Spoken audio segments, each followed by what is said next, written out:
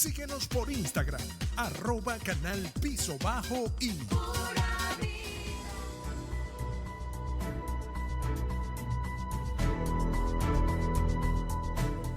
Bien, estamos de vuelta con ustedes. Vamos a salarizar los bonos que entregamos a la clase obrera. El salario mínimo de los trabajadores se subirá a medio petro, impactando todas las tablas salariales.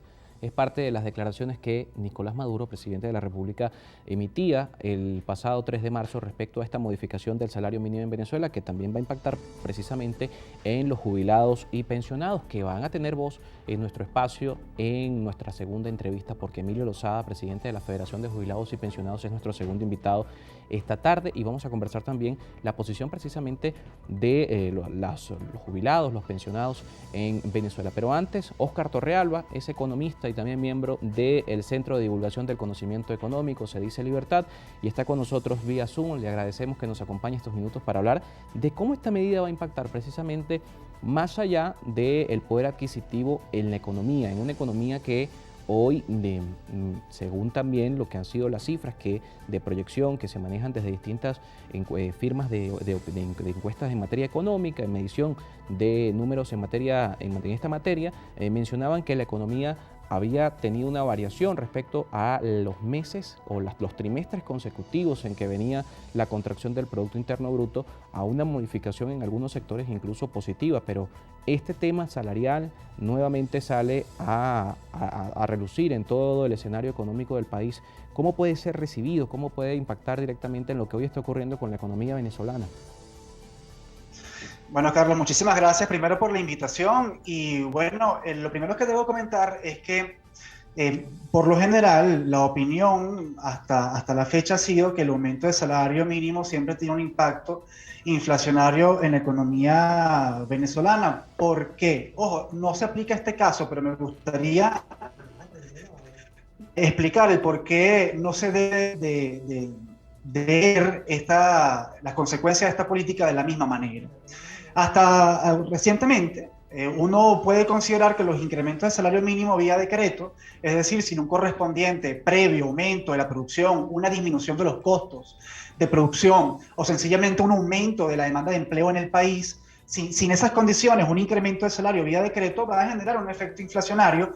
¿Por qué? Porque la única manera de responder a esos incrementos pues, es a través de los precios. Y eso ha ocurrido en Venezuela en todos los incrementos de salario mínimo que se han generado previo a este incremento. ¿Qué ocurre? Que el salario mínimo pues, se ha quedado rezagado debido a la inflación y esto ha incentivado a que el sector privado ofrezca un salario mínimo promedio mayor, mucho más atractivo que el reciente incremento. Y aquí cambia el panorama. No solamente cambia el panorama porque nos encontramos con una economía ya dolarizada, sino nos encontramos con una economía que remunera por encima de ese incremento salarial. Por lo tanto, ya la economía, ya el mercado está pagando un ingreso por encima del mínimo. Por lo tanto, este incremento no se está financiando con aumentos de precios. Es decir, el impacto que pueda tener este aumento salarial va a tener que ver más con la finanza del sector público, puede tener un efecto en la economía formal en cuanto al pago de pasivos laborales, esto sí es importante destacarlo, pero tomando en cuenta que gran parte de la economía venezolana es una economía informal, no solamente en Venezuela, sino en toda Latinoamérica, y esta economía informal no paga pasivos laborales, tomando en cuenta que ya el mercado venezolano, el mercado laboral venezolano remunera por encima de este incremento que acaban de ajustar, pues es poco el efecto en los precios que se pueda ver y es poco el efecto que se pueda ver en la estructura de costos, porque la estructura de costos ya está ajustada a un salario por encima del reciente anuncio. Ahora, el mercado laboral remunera por encima de este salario mínimo que se fija, pero es una remuneración que impacta en los pasivos laborales. Es decir, no es lo mismo una bonificación que el patrono da a sus empleados, que no tiene incidencia en prestaciones sociales y toda esta serie de cotizaciones que deben darse, que ahora esta modificación sí plantea. ¿Cómo esto no tiene tampoco ningún impacto dentro de la estructura de costos? Ahí es donde sí te digo que puede tener un impacto. O sea, el comentario que te acabo de hacer de que si tiene un efecto, ese efecto positivo en el precio, en los precios de los bienes y servicios, puede estar dado, ese impacto puede estar dado por un aumento de los pasivos laborales. Ojo, esto puede ocurrir en el sector formal de la economía y obviamente con este aumento de los pasivos laborales puede afectar un poco la estructura de costos. ¿Por qué esto ocurre así en Venezuela? Porque las empresas, en vista de la gran recesión que hay en este país desde hace 8 años, pues han tenido que ajustarse. Entonces, por una parte tienes este gran reto de no querer alta rotación de personal, y por el otro lado tienes el gran reto de disminuir costos. Por esa razón, muchas empresas ajustan los pasivos laborales al salario mínimo existente, al mínimo legal, mientras que remuneran al trabajador mediante una serie de bonos porque no quieren que ese trabajador se vaya, porque la alta rotación de personal pues, es excesivamente costoso para la empresa.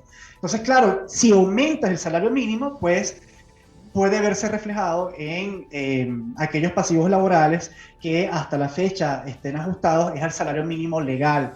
Y esto porque no le importa, y un comentario adicional, porque esto no le importa mucho al empleado.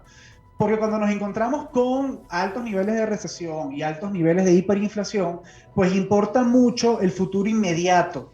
Es decir, no me importan mucho los pasivos laborales, sino que me importa mucho más el ingreso corriente que yo tenga hoy en día para poder afrontar el altísimo costo de la vida.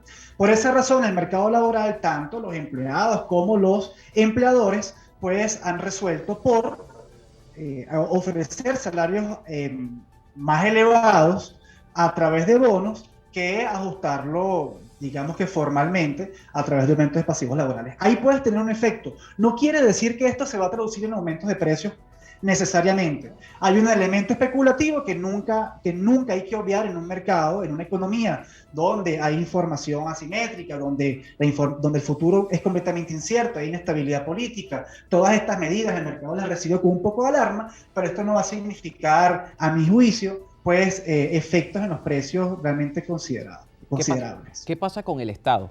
El Estado está en capacidad, un Estado que, como hemos mencionado, las últimas informaciones que se conocen y en ese panorama incierto de la economía venezolana, un Estado hoy tiene capacidad de asumir esta modificación, además siendo uno de los principales empleadores del país, el Estado venezolano tiene capacidad financiera para asumir precisamente una modificación en términos porcentuales tan elevada.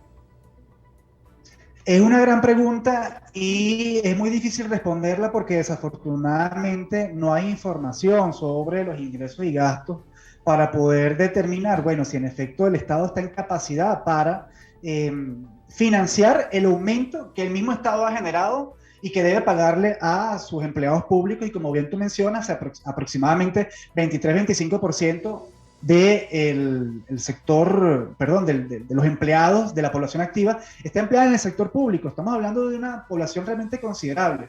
Entonces, ¿qué ocurre acá? Que sí es bueno señalar varias cosas.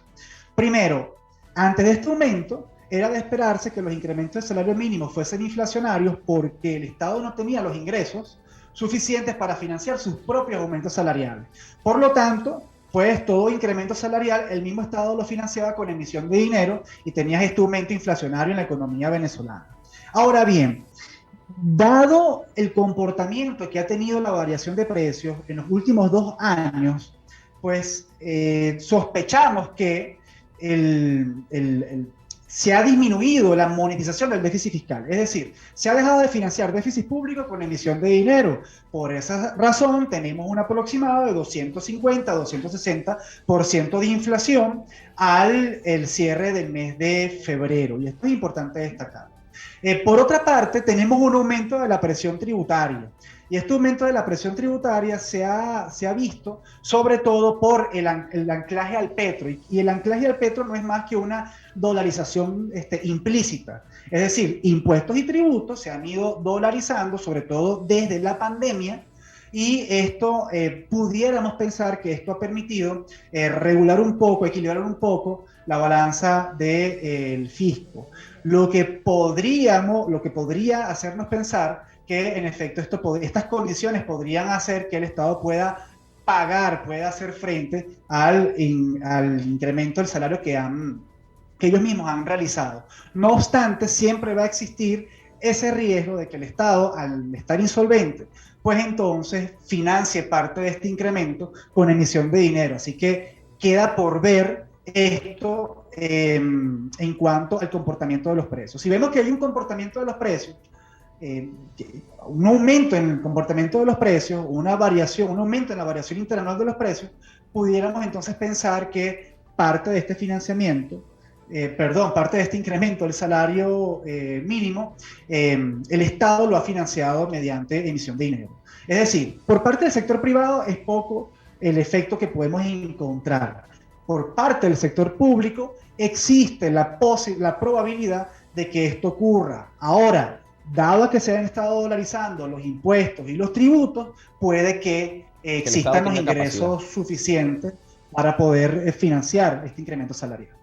La emisión de dinero inorgánico ha sido una crítica al Estado venezolano en los últimos años. Estos señalamientos hablan de un Estado con un comportamiento diferente, posterior incluso al levantamiento del control cambiario, que también era un reclamo por más de 15 años a quienes están en el poder.